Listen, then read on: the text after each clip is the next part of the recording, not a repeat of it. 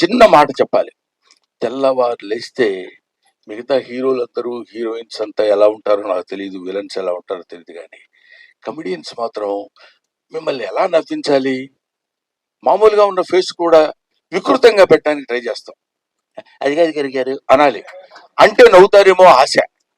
అలాంటి అనేక రకాలైన ఎక్స్ప్రెషన్స్ పెట్టి మిమ్మల్ని నవ్వించి మీ ఆశీస్సులు పొంది 10 కాలాల పాటు బతుకు తెరువు సాగించాలనుకునే నటుల్లో హాస్యనటుడు ఒకడు. కాబట్టి హాస్యనటుడు ఎప్పుడు ఒంటరి వాడు అవ్వకూడదు, వాడికి అందరూ ఉండాలి. ఎందుకంటే అతని ప్రవృత్తి, అతని వృత్తి ఏంటంటే మనల్ని నవ్వించడం.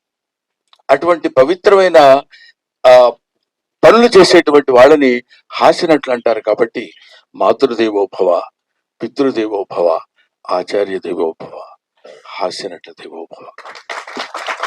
Thank you very much. నాకు ఈ అవకాశాన్ని కల్పించిన మిత్రులందరికీ నా హృదయపూర్వక నమస్కారాలు.